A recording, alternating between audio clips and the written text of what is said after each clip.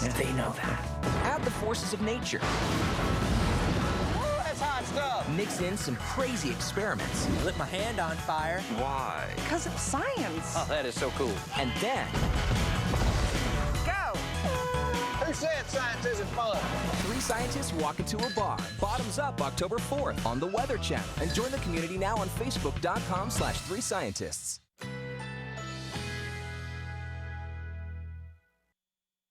Currently in our area, 61 degrees under cloudy skies.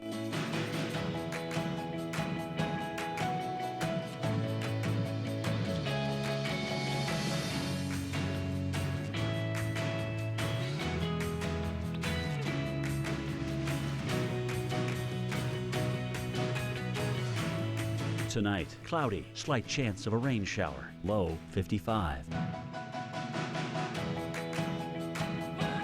Thursday, overcast with rain showers at times, high 62, chance of rain 50%. Thursday night, rain, low 51, rainfall near 1/4 inch.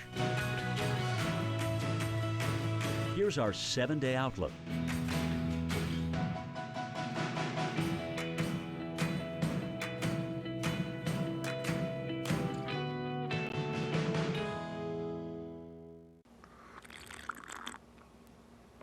The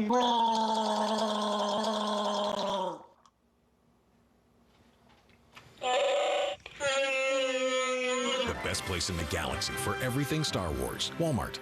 Need new tires? Right now at Pep Boys, when you get 3 Falcon, Cooper, or Hankook tires, you get the 4th tire free instantly.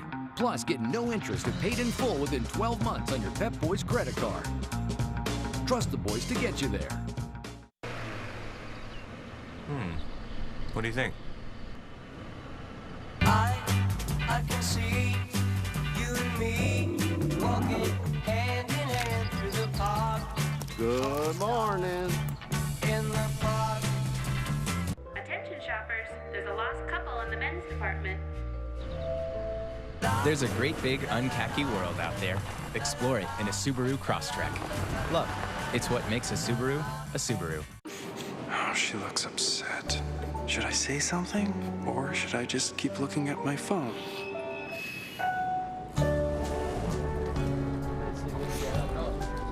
Gracias. Kleenex. Someone needs one. Let's think about what goes in here, Renee.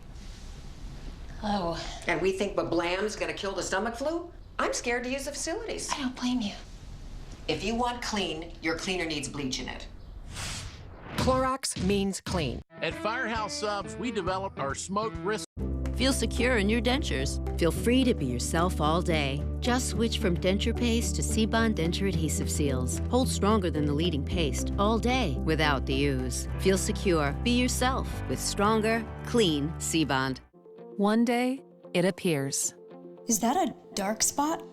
New Gold Bond Dark Spot Minimizing Cream for Body, targeted to help fade the look of dark spots beginning in 4 weeks. New Gold Bond for dark spots in the body lotion aisle. Why can't the lever push itself down? So complicated. This is so difficult. There has got to be an easier way. I know, honey. Everything seems harder once you experience Suddenlink. We make it easier and faster than ever to connect with the content you love. Suddenlink, more power to you. It's so freaking cool. Weather Underground, weeknights at 6 on the Weather Channel.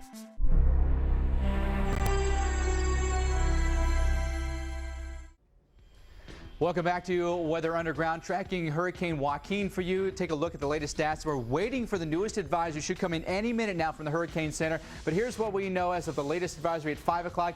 85-mile-per-hour winds, pressure down to 967 millibars. Southwest drift here at around 8 miles per hour. As far as the track of Hurricane Joaquin, we are anticipating just some meandering here for the next 24 to 48 hours. Then an abrupt north turn here that could potentially take it toward the United States. Again, awaiting the latest advisory from the Hurricane Center. Should be in the next couple of minutes. If it's in before the top of the hour, we of course will bring it to you right here on Weather Underground.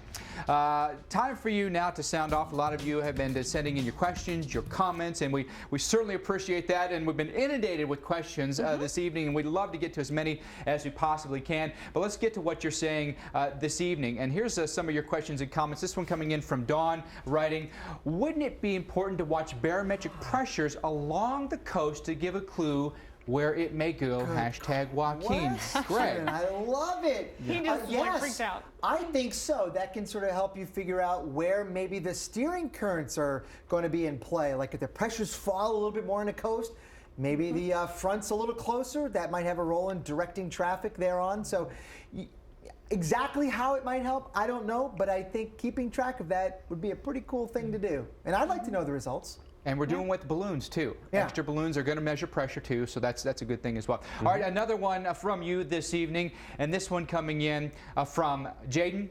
What do you think is the most accurate model of the hurricane? Oh man, that is a loaded question. Well, if we knew that, we'd just show one spaghetti plot. We would. And we'd be done with it. With one noodle. We don't. One noodle. I mean, it's so many different outcomes. It's so hard to say. You don't want to necessarily stick your neck out there because it really could be a variety of scenarios, right? Right. Yeah, I mean, it could, and that's why we run. That's why we run all these different models. You know, we were talking about the ensemble models where we change just tiny little things and how the models are initialized or how they're started, basically, and then we can kind of see what the varying outcomes could be if we change this, if we change that. So it's really the best. But Doc, you have said you think in the next 24 hours there's going to be something's going to come to a consensus. I think in the we'll next see a 24 lot more hours. clarity in the next 24 hours, maybe certainly a little bit beyond that, 36 hours. But this is what I like to say all the time. The models are always wrong. Every single one of them is wrong. The question is what blend of them minimizes the error? That's how you have to look at this forecast. So which one is the best? It probably depends on the day, on the on the year, on the storm, lots of things. It really does. All right, we've got another one this evening, and again, hashtag WUTV. Nick writes this. Dr. Postel, please explain his emphasis on the storm following the consensus tracks or Euro, and why not somewhere in between? So you said this. You're kind of all in to the left or you're all in to the right. Why no happy medium? Well, the only reason why I'm saying that is because the models are telling us sort of a compelling story that there's kind of this bimodal distribution, at least anyway, of the possible tracks. In other words, they're sort of saying it's probably going to do this or it's probably going to do that. But there's not a lot of model, I would say, guidance that says it's going to do something in between. That's not to say it can't. It sure could. But right now, if you were to look at all the data in front of you, you would have to say there's a couple of possible options and not many more than a couple of them. So it looks like it's either going to be the Carolinas or out to sea. Today, right. Tomorrow could be a different story. That's not to say there's no chance of it going north of New England. There is a chance. But it's just more likely to do the other two things. We always welcome your questions. Some are tougher than others, by the way. We always welcome your questions and your comments. So one more here before we go, okay? And this one comes in from Zach writing, why is the GFS, the American model, typically less reliable than the Euro? I'll give you one reason why. We don't have nearly as good a supercomputer as they do over in England. But we're going to catch up on that. But I think that's just one of the components. And then we're getting a new computer coming online next month. Yeah, and I think that there are going to be certain upgrades that take place by 2017 that are going to make the GFS model almost as good as the European model, the way their dynamics work right now, but a little bit cheaper. So, you know, it's also very expensive to have that highest resolution. So it also plays into that as well. Oh, I love the battle, though. The battle between American and Euro is a good thing.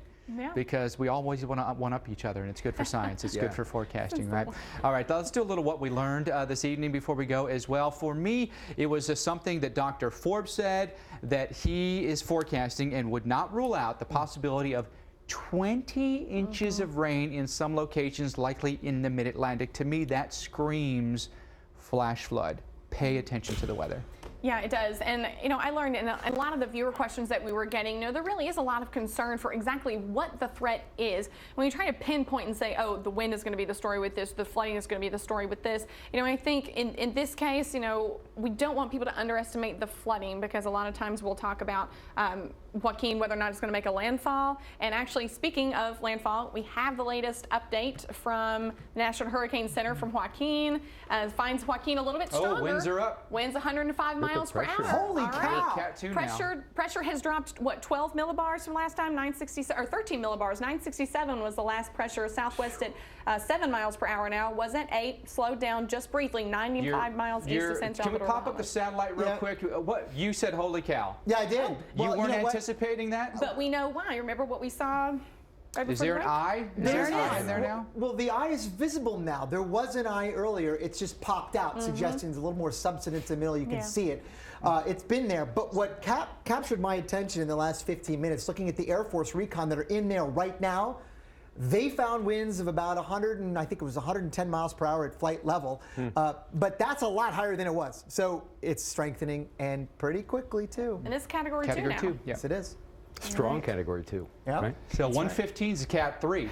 So we're only 10 miles an hour away from a Cat 3 now. And I don't know if I know it's going to take us a moment to update the cone. We'll be able to show you that before we leave you tonight. But I'd really like to see what the intensity is going to be by the time it exits the Bahamas, because it's going to spend a lot of time over the Bahamas and impacting the Turks and Caicos. So if you've already got a Category 2 hurricane, it was forecast to be a Category 3 by the time it exited the Bahamas Friday night. So this could be a significant storm for them. It won't take much more to get it to that spot. So, all right, excellent stuff. We'll, of course, be following everything for you right here on Weather Underground. But a final thought tonight in tonight's open mic is we're only as good as the computer models tell us, okay? And for the last 2 days, we've showed you the wild variability in forecast for Hurricane Joaquin. When it comes to highly impactful events like this hurricane, we want as many specifics as possible, as early as possible, so we can plan and prep and evacuate if necessary. The problem is the science isn't quite there yet. Humans come up with the parameters that go into the models, and the computers pump out what we ask. More times than not, the forecast isn't pumped out and very precise enough for our taste. The computer models have gotten significantly better over the years, no doubt about that, and they'll continue to get better. But until they can tell us exact details days in advance, we just have to be prepared and alert, which is generally just good life advice in general. Hey, be sure to check out Dr. Masters' latest blog on Joaquin and what it could mean for the U.S. And a reminder that we will have continuing coverage of Hurricane Joaquin updates every half hour right here on the Weather Channel, and check your app as well. For all of us here at Weather Underground, have a great night. Thanks for watching, and remember, together we know more. Good night. 105. Category 2. You can see there, Category 2. See the cone, the bottom left portion of the screen. Raw, relentless power. Ferocious, roaring winds. My goodness, the wind has just been insane. Sledgehammer waves of water. These are the most devastating hurricanes of all time. A monster storm right now. Including a Cat 4 buzzsaw that terrorized a storm chaser. When I was in there, I'm going like, well, this is how I'm going to die. Others loaded with catastrophic storm surge.